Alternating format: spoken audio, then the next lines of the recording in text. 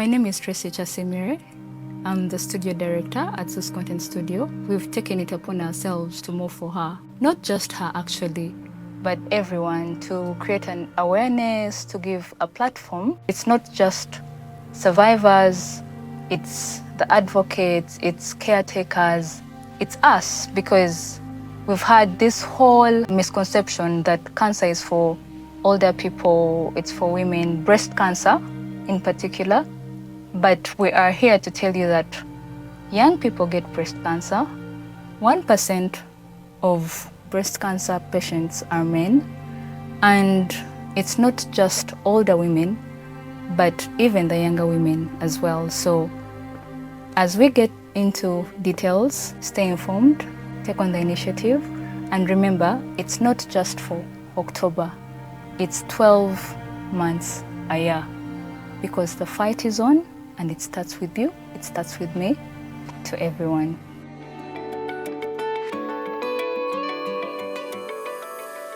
Welcome to the Gods Have Spoken podcast. And in this particular episode, we are spotlighting heroes, champions of the cause, if you may. And we partnered with UWOCASO, which is Uganda Women's Cancer Support Organization, who we'll get to hear more about shortly from our guest. But this month being Breast Cancer Awareness Month, we thought, why not spotlight these women and individuals who have been at the forefront. They've decided to take to go to war with this disease, and they've come out triumphant and they are winning.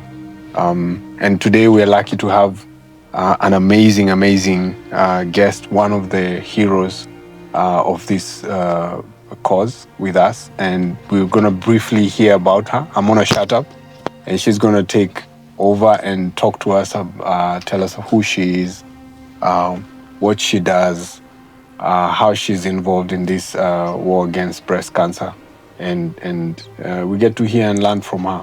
So without further ado, welcome to the show. Please introduce yourself, tell us your journey. Thank you so much for the warm welcome to the show. My name is Getrude Nakiguude. I'm a breast cancer survivor for 23 years. 23 years? Yes. Wow, that's amazing. I've survived cancer for that time, but I was diagnosed with stage 1 breast cancer. And because it was early, it was successfully treated. Okay. I survived, and I'm living today. Okay. But the journey started with feeling a small lump, a small swelling. That's 23 years ago. 23 years ago, I had a small swelling in my right breast. Just like as I was lying on my bed after shower, and my hand accidentally touched my breast, and I had something as hard as a stone. Wow. So I was surprised. Of course, at that time, I was 28 years. I wasn't bothered. And nobody was talking about breast cancer. So I had a friend who I was sharing a house with, and I mentioned to her. She was like, why bother about it? Is it painful? I said, it's not. So we all brushed it out, and then my life continued. But every day I'm in the shower, I would touch it and feel it for over a year. So you had it for over a year without seeking treatment or anything? Without seeking treatment, without bothering about it, because I knew something swollen, not painful. So I went to one of the surgeons. He recommended removing it, and I went, had it out. And when he removed it, he told me, come back after 3 days. So I thought it was going back to dress the wound, and life continued. So when I went back, he broke the news that the swelling that they removed had cancer in it. Also, they took the lump, the cell they removed, and then the lump, and then they did tests. Did a test. So I went back after about 5 days. And then he broke the news that whatever they removed had cancer. How was your reaction? How did that make you feel? As life came to a standstill, I stopped thinking. I went into a coma. Wow. I fell off the chair. I was seated in front of the doctor and I fell off the chair. It was a shock. Wow. Unexpected news. To me, cancer was death. So. And did you have, like in your family, was there someone else who had had it before? At that time, I wasn't aware of anyone who had cancer. But later, my father developed breast cancer. Your father? My father, so... After you? After me. And he didn't survive it. He didn't survive it? Yes, because being a man, it was advanced. And he only lived 3 years after diagnosis. Oh, sorry. But during my time, it was very shocking. It was, I always saw death. I'd sleep and wake up thinking I'm dead or I'm dying the following day. Nobody knew what to tell me. When I broke the news to the family, everybody broke down. My colleagues at work, I just got a job. When I called, everybody fell and everybody collapsed. So I was lonely. I was some people avoided me because they didn't know what to tell me. Yeah. So it was such a lonely and a fearful journey. Yeah.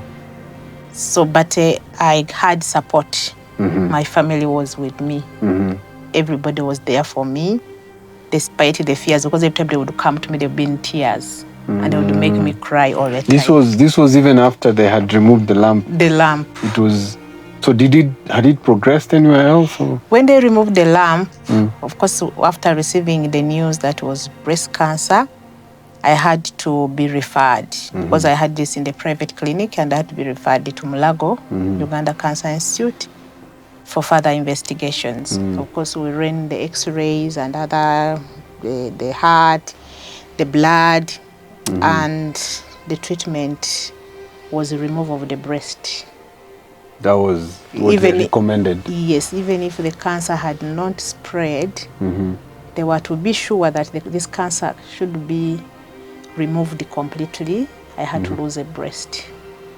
And that was another devastating news. A young girl, not married, no children, and you lose a breast. Wow. So it also took me time to come to terms to that. Did you agree with the decision immediately, or did you delay it for a bit? I didn't delay because my fear was that whatever option they gave me that would remove the disease, to me I was convinced. That's what you wanted? That's what I wanted. Yeah. But my family, especially my mother, she was like, hey, when they remove your breast, they're going to leave the heart out. And what would you use to cover the heart? Because the breast covers the heart. It's a nice way to think about it. Yes, and actually that thinking is still up to today. Because it's even still there up to now. To now, because now we talk to patients a lot. The first thing people ask me, when they remove the breast, what do they use to cover? My heart. My heart. So yeah. So I took the decision to have the breast removed, and it was removed. But I wasn't sure what was going to happen, because even the surgeon couldn't explain to me what will happen. But he said, no, you see, we shall cover, you see, you know. I was expecting an open wound. So when they removed the plasters after surgery, I didn't want to look at the wound. But when I looked and I saw a nice made scar, I was happy. Because it was one line. So to me, it gave me strength to fight on. It had healed well. And after that, I had to go for chemotherapy. These drugs that go through the veins and then to kill the cells intravenously. Because that is also another challenging journey. You get treatment every 3 weeks. It weakens the body. You lose hair. You lose your skin, complexion. you're weak, that extreme fatigue. Even if you wake up in the morning, you feel so extremely tired. You can't even do anything. But also I went through that. How long did that take? How long was that treatment period? The period, the treatment, I took 6 cycles and every 3 weeks. It was about 45 months. Wow, it's long. And at all that time I wasn't working because with the chemotherapy you cannot stand the pressures in office. But my employers were so good, so they allowed me to go to office when I felt like going to office. So they didn't lay you off? They didn't lay me off. I still continued getting my salary. And my supervisor told me, if you stay in bed, you'll be more sick. At least come to office and sit on a computer. When you feel tired, you go home. And that helped me. I realized that that was also part of the therapy. My colleagues at work would make me juice. My colleagues at work would bring me this. So they built this support system around you? Yes, I had a support system around. And when that ended, I was recommended for radiotherapy. So at that particular time, the machine was out of service for some time, and we had no option. So they recommended either going to South Africa. I didn't have the money to go there, but they put me on another treatment, which is called the hormonotherapy, which is taken for 5 years. For 5 years? Yes. So the radiotherapy would have been a one-off thing you do once? The radiotherapy is normally, there are 25 sessions. And every day you get 1 session. Every day? Every day for 25 days. It's that aggressive. And does it have like side effects? Is there? Yes, because in our local language, the translation of the radiotherapy is kukalirira. In my local language, like roasting. But they use strong rays, X-rays to destroy the cancer cells that may have remained where the surgery was. So it weakens. If it catches the hair, it will go. But it has less side effects than the chemotherapy. But it also has some side effects. So just to understand, so can you choose either? Or do you have to do chemo first and then? No, you don't choose. Normally the experts sit. They recommend? They recommend, but also review your type of cancer. Because even if it's breast cancer, they know whether it's aggressive or slow growing. Also, when they did the surgery, there were cells that remained. If chemotherapy will work, so they assess the patient and the treatment is individualized. Some people start with chemotherapy, others start with this, depending on the profile of the disease. Some breast cancer is very aggressive, so they have to do an aggressive treatment. They do a sandwich. They may do 3 cycles of chemotherapy, do radiation in the middle, then do chemo, then do surgery. So it's handled case by case. It's case by case. Once looked at is when they recommend. And normally the experts sit, and because that time I was treated, we didn't have any tumor board. We relied on 1 or 2 people who were at that particular time to take a decision. But currently, there is a team, a surgeon, an oncologist, a person in charge of radiation. They all sit and assess the patients. We call it a tumor board. They sit and they review your file. And so it's not just a few people deciding, it's they actually compare notes. They compare notes and then they agree based on the diseases like this. And so what should we start with? Then they discuss and agree the course. So you would say the cancer care in Uganda has improved? Greatly. It has really improved, because that time I was treated, there was 1 oncologist who was about to retire, and the others were in training. And right now, right now we have about 20 oncologists for the entire country. It's still a smaller number compared to the number of patients. But at least there is great improvement in the last 20 years. So cancer patients in Uganda can confidently be attended to here? Yes.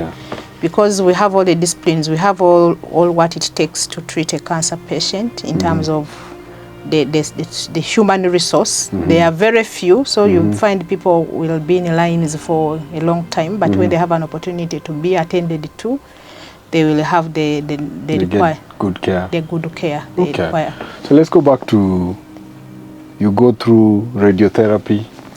I didn't go do radiotherapy because the machine was out of service, but still my surgery was good, so there was no traces of the disease after surgery. But I went for hormonotherapy, and I did hormonotherapy for 3 years. So during that particular time, I became pregnant, so I couldn't continue to care. So care was discontinued, then I had to deliver.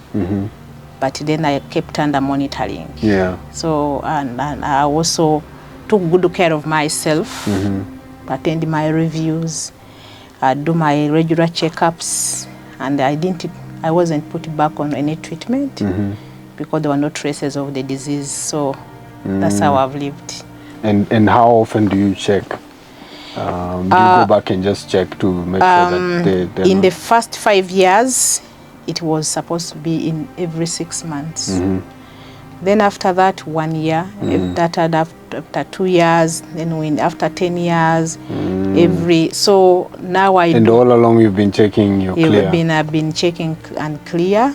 So now I've lived 23 years. Wow, that's amazing, and congratulations. And you are an amazing human being to beat this disease. Yes. So we celebrate you. I needed to ask you a question around, and I don't know if this is information that you got or you're familiar with and stuff, but the biggest question, and I was talking to some guys and they were asking this question, is there a correlation between what we put in our bodies, what we eat, and cancer? Is there a correlation that you would say, and a lot of people are saying now the food we're eating, the GMOs, the processed food, all these other things and stuff could be causing cancer. Is there a correlation? Yes, there is a great correlation between what we put into our bodies and how the body behaves. Because cancer comes as our body cells becoming growing uncontrollable. They go out of control. If they're supposed to die, they don't die. They grow, and then when they become uncontrollable, then they turn into tumor or cancer. And that uncontrolled growth normally comes either with what we consume intentionally or accidentally. Intentionally, there are things we eat. We've resorted to Western foods, processed foods. Those increase our risk. There are lifestyle food things that we take, like alcohol and tobacco, cigarettes. There are things that we take in, but unintentionally, like smoke, like fumes from factories. Of course, those are man-made, but if you're moving on the street, you have no control of the air you take in, but it has an effect. Also exposes you. Yeah, so the exposures we have, so it has a great correlation of what goes into our bodies, plus other factors. So, if that's the case, what would be the right way to approach in terms of sensitizing people about cancer, the causes of cancer and all that? Because when you were speaking, I was just thinking about it, like literally anyone can get cancer. Yes. Based on, obviously the things you've mentioned and all that, we're all exposed to that, but also there's hereditary, like if it's in your family and all that, there's obviously that. But then when you talk about all these other things and stuff, that's what that's the world we're living in and stuff. Yes, so true. Do you think there's enough information out there, first of all, to just sensitize people about cancer? Yeah, information is there, but there is a lot of also misinformation. So information has not really gone out. It's not well packaged to meet the intended audience. Yeah. So we still have a big job to do, have this information broken down into people how they can understand it. Because some people say if you take sugar, it's causing cancer. Yes, it may put you at a risk, but we need to package it well so that people understand in what quantities of that, what should we avoid completely. Because even some of these things are important for our bodies. Yeah, you can't totally just brush them aside. Yes, so the information is there, but it's not well put out. We still, and I'm happy that such initiatives come up and we reach the people we can reach and give them the right information. Yeah. Yes. Talk to me about UWOCASO and what led to, the initiative. Yeah, UWOCASO is an organization. It's an NGO, fully registered by the NGO board and Uganda Registrars Bureau. It is a membership organization, and our members are the survivors and those who are fighting cancer and their families, but also we have well-wishers who can become members. UWOCASO was born 3 years after my diagnosis, and this initiative came in because of our experience as patients. Who were 5 of us who were having treatment at that time. As I mentioned, that when I got the news that I had cancer, I broke down. I wailed, and everybody I called, they hanged on me because they didn't. Really? It's not because they didn't love me, but they didn't know what to say. Yeah. So. And also to them, maybe the way they translated is like, this one is gone. It's gone. Yeah. So I moved around town. I spent all the money, and after spending all what I had, the option I had was to go to the government, because people are telling me, go to South Africa, go to Kenya, go here. And the little money I had on my bank account, I spent it all, and people ate it. And so I needed the guidance. When I started the chemotherapy, I didn't know what to expect. And when I went for chemotherapy, nurse told me that hair will go. I went to the salon, did my hair nicely. 1 week later, all the hair was shaved off. So I didn't know.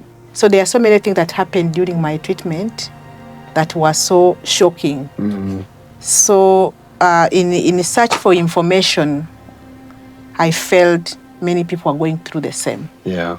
So we started this organization to, first of all, support each other, because we would, the 5 of you. We would meet over a cup of tea once a week, cry, share, and share how we've dealt with it. So those who had us would join us. The 5 became 10, the 10 became 20, and people, the number became many, and we decided to make it formal. To formalize it, yeah. Yes, we used to meet specifically at Hotel Africana, and I think the hotel saw the pattern of meetings. The 5, now they are 10, and they were like, you people, if you meet here, you have to pay for your meeting place, even if you're taking tea and a coffee.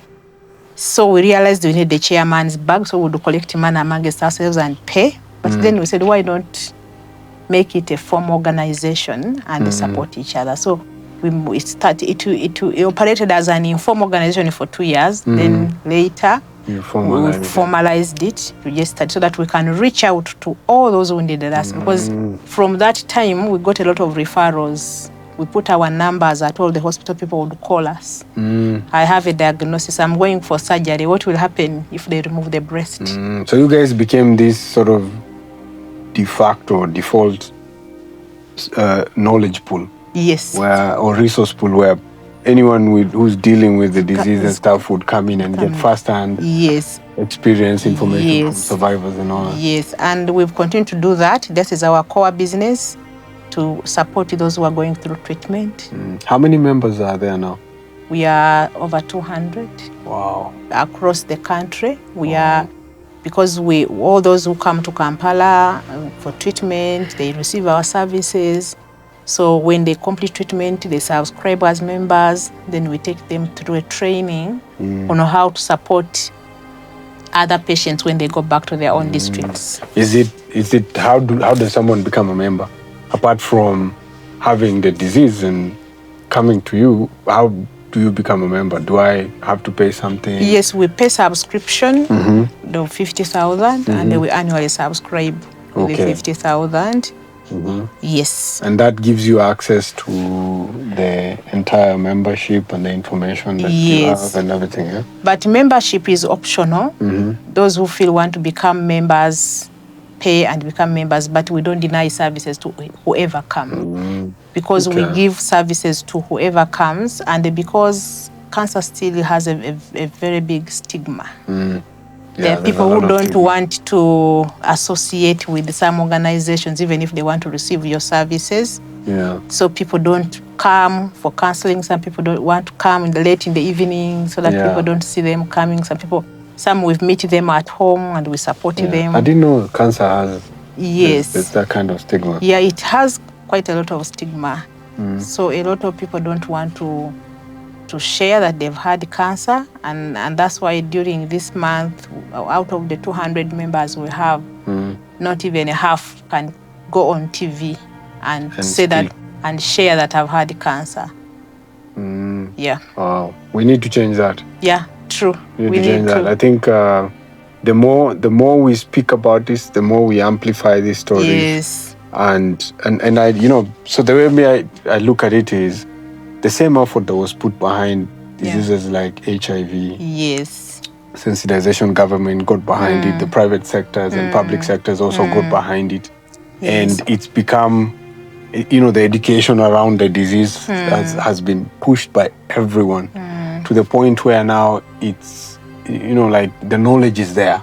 People know how to avoid, how to prevent, how to, do practice safe sex and things like that. I think it's the same thing, the same approach. We just need to take it now to cancer. Yes. Because if you look at the numbers, cancer is up there also in terms of the number of people who are actually, dying from it. Yeah, that's why we are bringing in other initiatives like sports. Yeah, so and we make it a bit fun so that cancer is not always about death. Yes, and I think that's the biggest stigma associated with it. It's the biggest stigma, because people think when you have a diagnosis, you can't make it. Yeah. Okay, that's amazing. What's the organization's plan for the future? What are some of the objectives, agendas, goals that you guys have set? Yes. And how can the rest of Uganda, the government, public sector, private sector come in and sort of support? Yeah, we want to build an organization that is self-sustaining and is ready to support the patients and their families.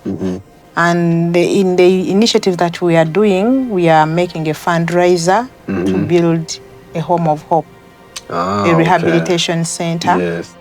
And part of the proceeds that we shall have from this fundraiser, the dance workout, is set aside to that project. Okay. We have managed to secure a piece of land in Mende UWOCASO district. And in that place, we want to put a center where we can do counseling comfortably, but also we can do some skilling programs for caregivers, for caregivers and the survivors and patients. To me, I didn't lose a job when I was sick, but we have a lot of members who have lost employment. Some employers feel when you get cancer, you are a gone case. So they become a liability. They may say we may not be able to handle the bills.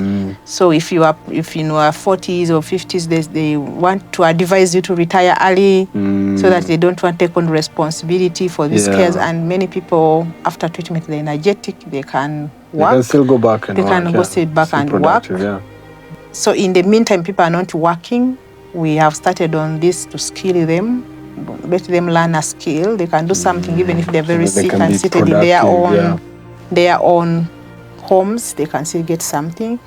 And because treatment takes so many years, so people stay a long time in hospitals, we've been trying to skill family members and patients when they're at Uganda Cancer Institute, so that when they are waiting either to have the results or they are on radiotherapy for 5 weeks, somebody is able to do a mat and finish it. Yeah. And then we have put up a charity shop at our office, so people can buy, and then we can give this person money when she's going back to her village. She has transport. Because as an organization, we get requests every day from patients. I cannot afford an extra of 10,000. I'm being discharged. I need 50,000 to go back home. So what I'm getting is also the other flip side of this disease is just it strips you of dignity. If you're not able to be productive in society, you know, if you're not able to provide for your family members or even for yourself and stuff, your dignity is under attack. Under attack. So I think that's a very important point and stuff. And it leads me to the other question is like, what would you tell Ugandans in general, or maybe specifically, because this is breast cancer month, we know a lot of men think they're not affected. And maybe the percentages are low, but what would you tell the men out here in terms of them going for screening, number one, and then number two, providing support to women or their partners and all that, or women around their lives who are going through this disease? For the men out there, the men have also carry risk of breast cancer, about 2 to 4%. So the men have breasts. So I encourage the men to screen. I think breast self-examination, because most of the people have had breast cancer discovered it themselves, whether they are men or they are women. Or the people I've talked to, they felt something. Myself, I felt something, but I didn't believe it would be dangerous. So even the men, you don't have a big mass in the breast, but at least when you palpate, when you touch it, and you feel something abnormal, you can take a small nipple, if there is water or there is blood. Even in the armpit, normally when breast cancer is coming, brings some lymph nodes.